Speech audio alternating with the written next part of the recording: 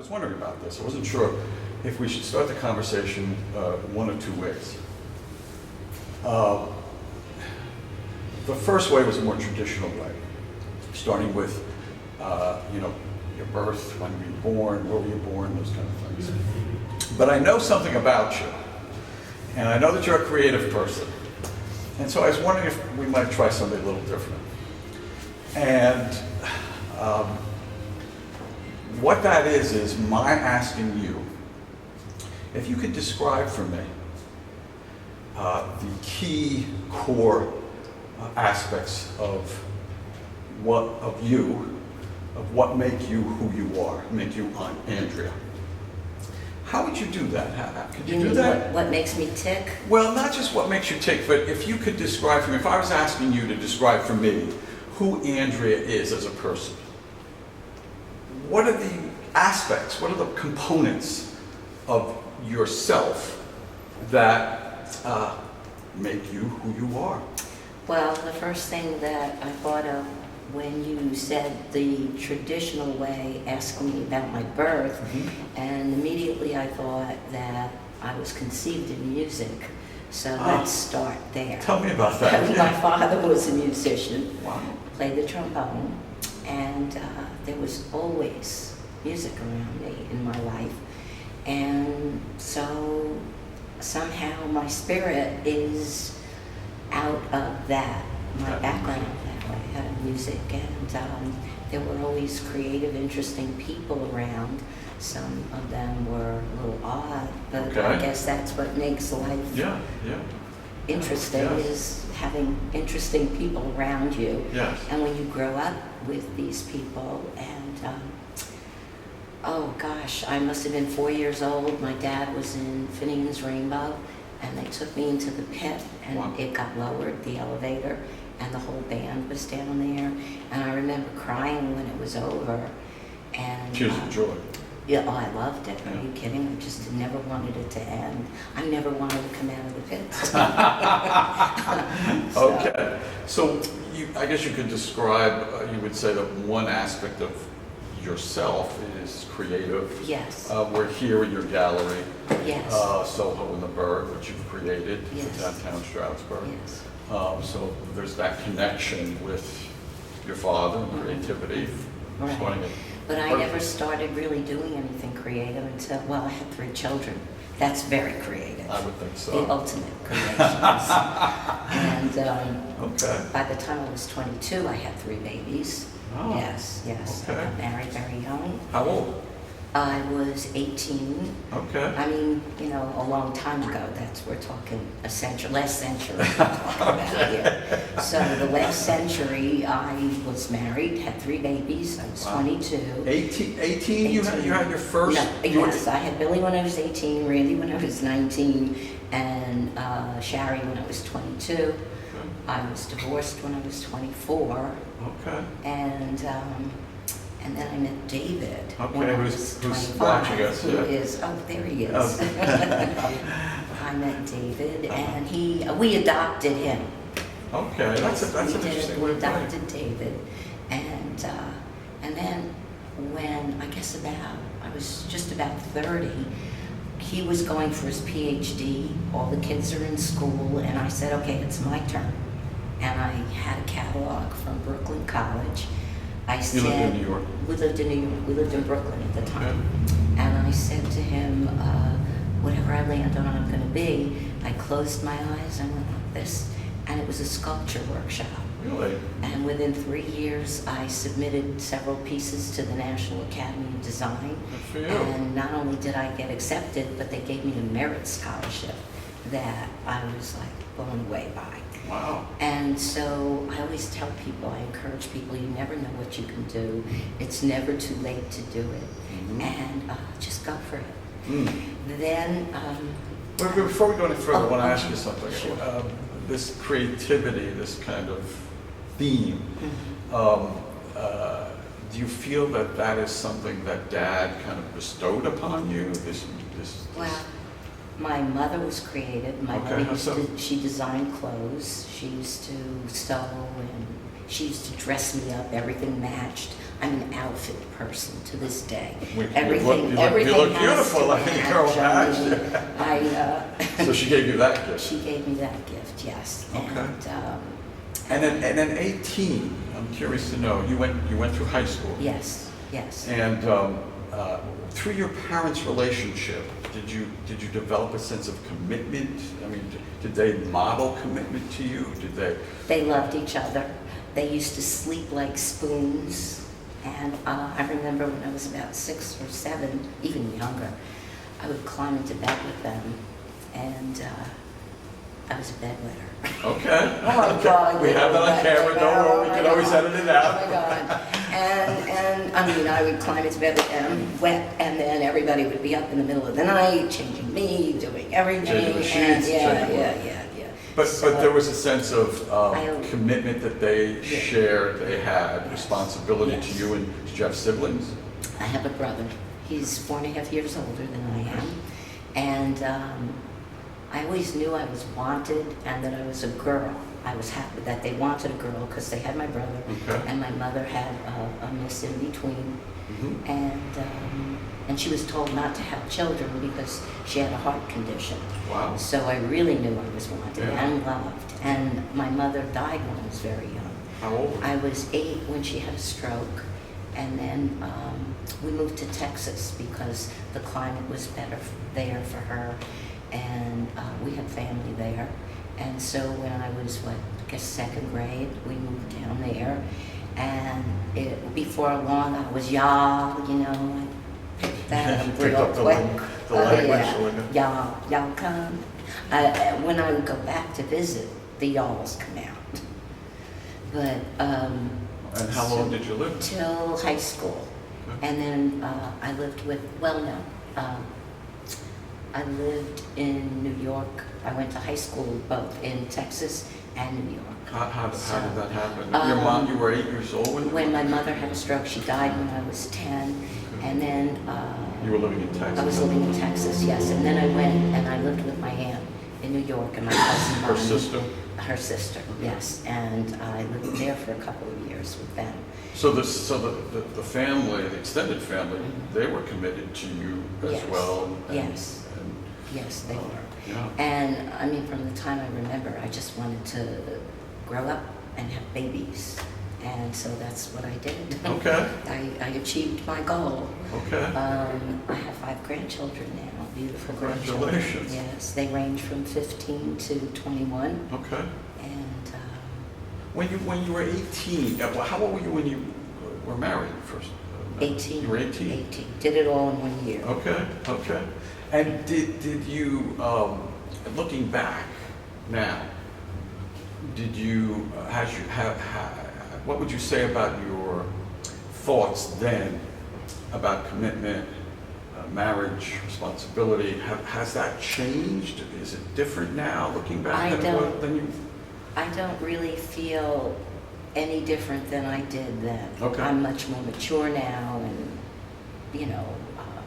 centered. Okay. But no, I was always a spiritual person and an upbeat person and Spiritual. spiritual, yeah. Did your Not parents? religious, no. I'm Jewish, but I don't practice. Did your parents practice? Yes, they or- did. And I remember until my grandparents died, my mother kept a kosher house and Both then- parents? Well, both their parents, yeah. Okay. And then once all grandparents were gone, nobody kept kosher anymore. and Okay. It was just, they did it, I think, out of respect. And, So you were bat mitzvah? no, my brother was bar mitzvah, but Okay. bat mitzvah then was not like it is today. Okay. Yeah. So you were raised in the Jewish faith, Yes. and at some point along the way, you left that. Well, I never left it. I mean, You still, You know, okay. but you I don't just practice. don't, no. Okay. Okay. And when did that, do you know when that started to happen, where you became more spiritual? You said you're spiritual. I think I was always spiritual. Okay. I think it was just my nature. Okay. And then I started to do a lot of insightful things, like I learned about a friend of mine. I'm in her kitchen, and she said, "Oh, Bill and I are doing the S training." I said, "What's that?" She told me. I said, "Oh, that sounds like an incredible thing. I'm going to do that too." So from her kitchen, I called up. I registered on the phone, and they said to me that this work starts to work as soon as you're committed to doing it. Right. So it was, I think, $325 at the time. It was How old? 1976. How old were you? I was 33. Okay. And I went home. I told David, I keep pointing because David's over there. And I went home. I said, "David, I'm doing the S training." And he said, "Well, I hope you find the money for it." He was a professor then at Hunter College, and we had 3 little kids. And so I said, "Well, I'll find the money." And finding the money meant calling Daddy. But we went to the movies 2 nights later, and we were walking outside the theater, and I looked down, and on the floor, there's a pile of money. I picked it up. It was $20 less than I needed, the $325. I said, "I told you I would find the money. It works. Working. This shit really works." So, and then I did it, and I really was like, it was so impactful, because when my mother died, being, a little girl, I 10 years old. realized that we make decisions out of incidents in our lives. So one of the things I discovered was that, because I was alone actually with my mother when it happened, she asked me to get her some ginger ale. I went, I got it, put the cup by the bed, and when she leaned over for it, she went on the floor. And I ran down, because my aunt lived in the same apartment building, and I got her. And then the ambulance came, and I remember standing there watching them leave with her, and I was crying, and one of my Not knowing neighbors, what was happening. right, one of my neighbors took me into her house, and until my father got home. But apparently, so here I am in this training now, and it's 33 years later, Right. and the insight that I had was, my aliveness came from, I'm not going to be like her, because she was obviously gone, and so this was so really impactful for me, and so I guess my cheerfulness, my upbeatness, my aliveness is really covering up the fear of dying, or of death, or Being like Mom. being like my mother. And yet I am very much like my mother. How so? Well, I love to dress, and I love clothes, and I love to, play with flowers and food and all that kind of stuff. So, yeah. So what you're saying is that on one hand, you didn't want to be like Mom, yet on the other hand, you do recognize that there are parts of Mom that you've embraced and are part of you, and that's great. But this workshop called EST helped you develop this insight into What makes me tick. what makes you go, what makes you tick. Right. Okay, that's fantastic. The other thing that I wanted to ask you about was, you said that you were raised in the Jewish faith. You said that you were always a spiritual person. Looking back, it sounds like looking back in your life, over the course of your life, in the timeline of your life, that's been pretty consistent. Being spiritual. Yeah. Yeah. Everything. I mean, we're all just... How would you define your spirituality? I mean, how would you describe it? And has it changed over the timeline of your life? I think it's gotten more intense. Everything is really from your spirit, from your core. It's, if I'm going to cook something, it comes from my heart. I don't know why. He bought me a plant once, and I hung it in the window, and the plant died. No, it was before it died. I bought another plant. He said, "Why are you getting another plant? You already have one." So the next thing I know, I'm like, I'm the president of the garden club. As a matter of fact, two Pocono Garden Club, Monroe County Garden Club. But if I'm going to do something, somehow I get immersed in it. Okay.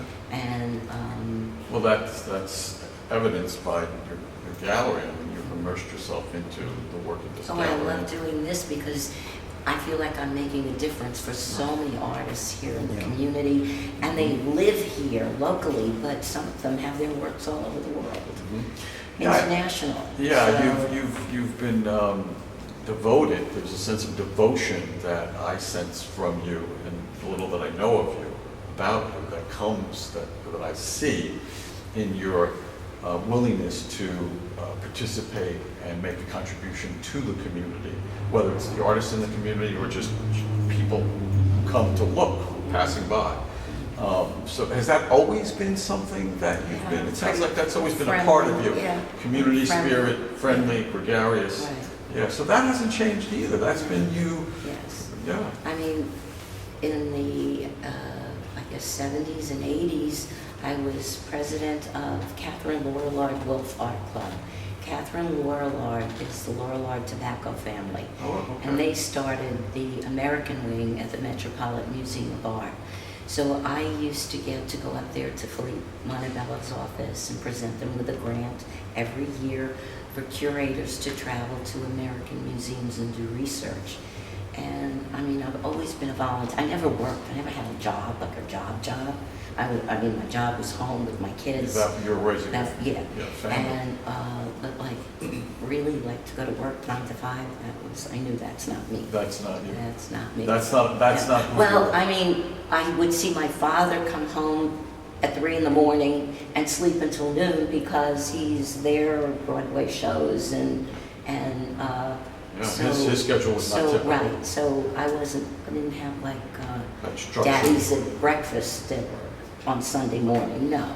Daddy's at a matinee on Sunday. Right. So Your life was very yeah, atypical from the Yeah. 9 to 5 kind of Yeah. family structure. right, Okay. right. But community has always been. I've always been a volunteer. I started out as a candy striper when I was 12 years old at Texas Children's Hospital. My stepbrother was Your mother had passed? Yes, yes. My stepbrother was a doctor and at MDN, well, Baylor Medical, and I used to go to Texas Children's Hospital and I was wear my little candy stripe outfit and and then I also did some volunteer work at the Jewish Community Center in Houston, and then I moved back to New York. Why? I always felt like a New Yorker, like a Brooklyn girl. You take a girl out of Brooklyn, no matter where you put her. Right.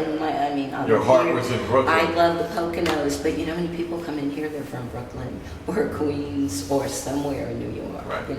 Most of the people here are transplants. Right. And I do love the locals too, because, Yeah. there's a lot of flavor here. Yes, there is. And But you wanted to go back to Brooklyn. How old were you when you went back?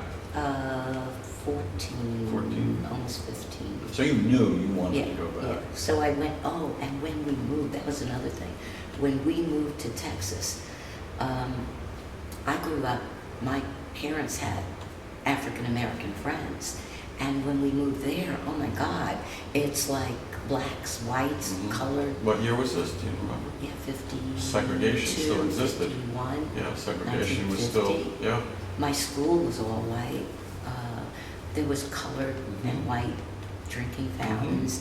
And we had, my ballet teacher in New York her name was Lavinia Yarborough, and she was beautiful. She's on the cover of, I think it was Finian's Rainbow, the album cover. And I was a little ballerina then. I had 4 left feet, but I was ballerina when I was 5 and 6 and 7. And my mother would sit in her wheelchair and she would practice. She would make me practice on the ballet bar. And that I didn't like, because how come you're sitting there and you're making me dance? And, so there's a little bit of rebel in me, definitely. A lot of rebel in me, as a matter of fact. That's great. So when you came back, you lived with your aunt, your mother's sister. My mother's sister and my cousin. In Brooklyn? In Brooklyn, Okay. in a 3-room apartment. And I left the 16-room, like, Tudor mansion in Texas. My stepmother. She was, she was very, very wealthy. And when we moved there also, my dad and my uncle, he had a twin brother, and they opened up, they bought a country club, the Castaway Club, and they had their music, and their piano player introduced my father to his cousin, who they wound up getting married. She had 3 sons, and my dad was my brother and I, and we moved into her house. And I mean, we had a great apartment, big 6-room apartment in New York, and you know, I never wanted for anything, or felt like I wanted for anything. But this was like, oh my God, this was amazing, you know. Yeah, from that 3-room apartment. Oh yeah. Yeah. Well, that was my aunt's. Yeah, Oh, no. but talk about You went from that to. Yeah. But my cousin now, who I grew up with, lives in a 17,500 square foot house. So you can go from 3 rooms, and it's incredible what life gifts people, really. It's a gift. So, Okay. yeah. So, if you had to look back, when you look back, it sounds like your sense of community has always been with you, your sense of spirituality has always been with you as you've moved through life, your sense of family, devotion to family, commitment, all those aspects have been with you, and you've lived them. Is there anything you want to say that you're proud of, or do you have your accomplishments? What if I would, what is it that you're most proud of? I guess having had my children. Yeah, I mean, yeah. What do you create? Yeah. And my relationship with David, I mean, we've been together for 47 years. We met in 1968 on the beach. Shari was with me. She looked like a little copper-tone baby with blonde pigtails and cute little bottom thing, and running around in the sand. And we were with mutual friends, but we didn't know each other. But we haven't been apart since that day. Wow. So how has that relationship evolved over time? it's gotten better. Okay. I mean, it was always good. Good, but it's gotten better. Oh yeah. Okay. I'm not gonna cry. You can cry if you want to cry. Only because he's standing there taking his own little personal video here. Good for him. So it's gotten better. Yeah. We're not, we would always have our little differences. Of course. I mean, and then I got him to do that thing that I did, that S training. Oh, you did? Oh yeah, about Did he get it? all of our. Oh God, Tony, did he get it? I've done it too. So Oh I yeah, know. all of our kids, when I took them to it's called graduation, Right. and Shari was 9, and all our kids used to go to sleepaway camp every summer, because he was a professor, so he had summers off, and we never really traveled, and we were really never alone. So 8 weeks of summer, sleepaway camp, you bet. You like that period. Oh, yeah. You like that, so. Yes. Anyway, so I take them to the graduation, and the only one that showed any interest in doing it was Shari. I'll do it, Mom. And so after camp, she was in the children's training. And then Billy and Randy said, well, if she could do it, then we're going to do it. And then he said, I have to do it now because they can't do this thing alone in New York. What are you, crazy? You're going to let them do this thing. So anyway, so he did it. And then the night he completed it, he told me he would have done it sooner, but I didn't give him the space. So I learned to give them space, and yes. to give everybody space, really. Okay. So that was an And, important very shift for you when you're. It was an incredible shift for me. I mean, it was like night and day.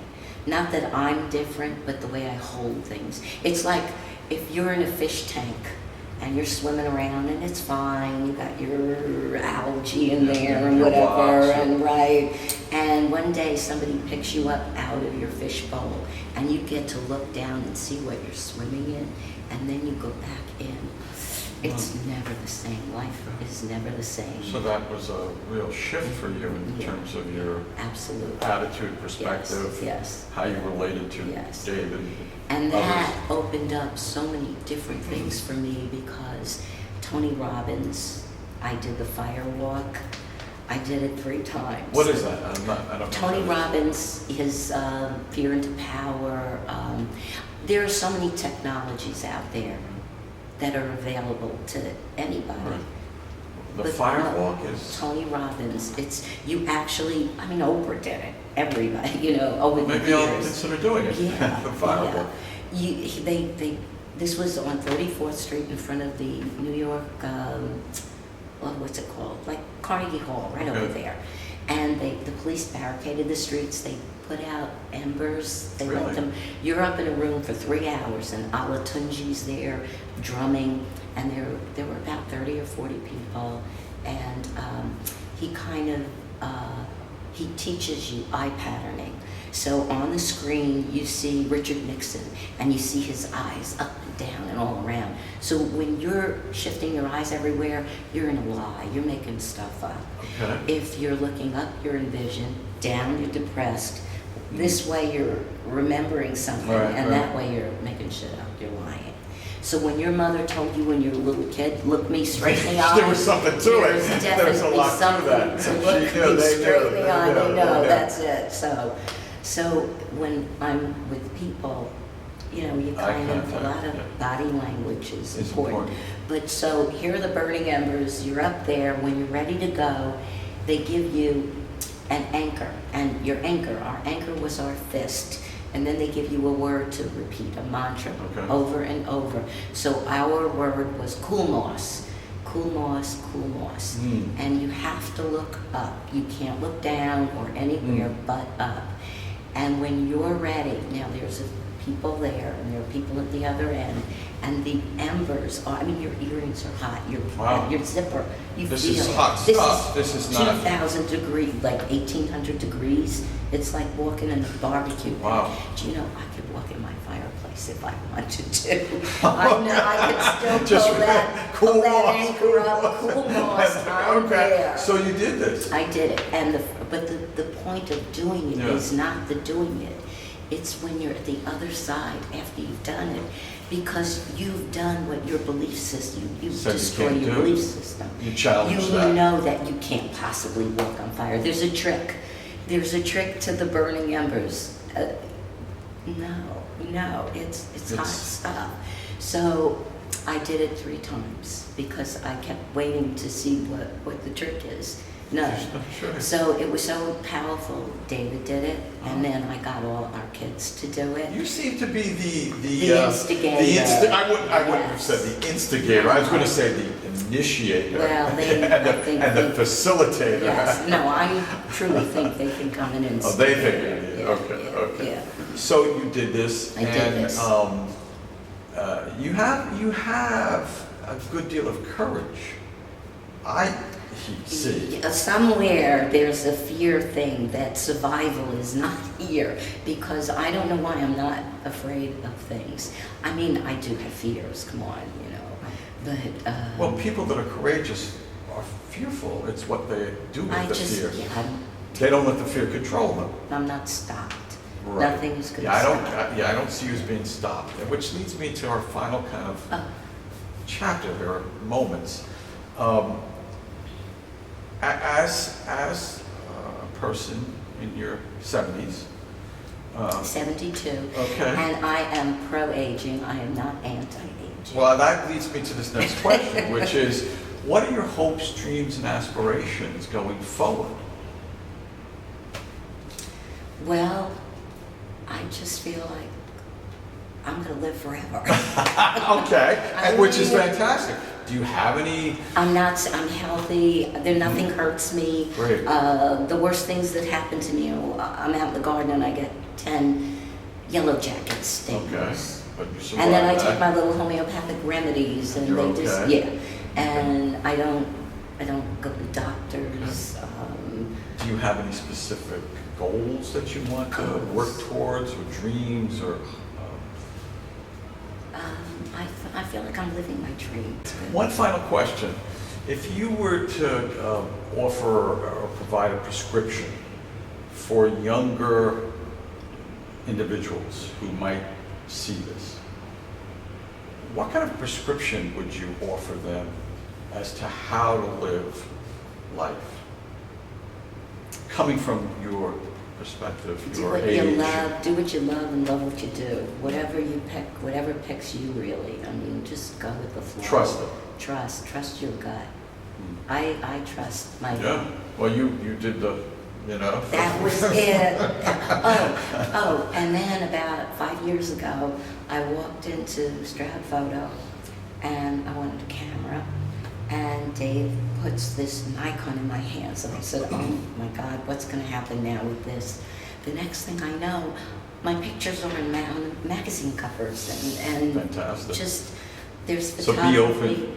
He definitely opened up the door with the camera. I didn't know, and I still don't know the first thing about the mechanics of the Right. camera. Everything I But do you have an eye. is on automatic. But you And have an eye. that's what they tell me. You got Yeah. a good eye. Yeah, So, that's fantastic. So what you're saying is trust your gut, be open to new Yeah. possibilities, don't let fear stop you from exploring new avenues in life. Right. Very nice. Right. Very nice. Just live. And age, there really is no age. All there is time and space, and what you fill it with is that's your life. That's what your life is. That's beautiful. And so Thank it's a you. gift we all have. So make the best of your gift. Thank you. You're Thank very you very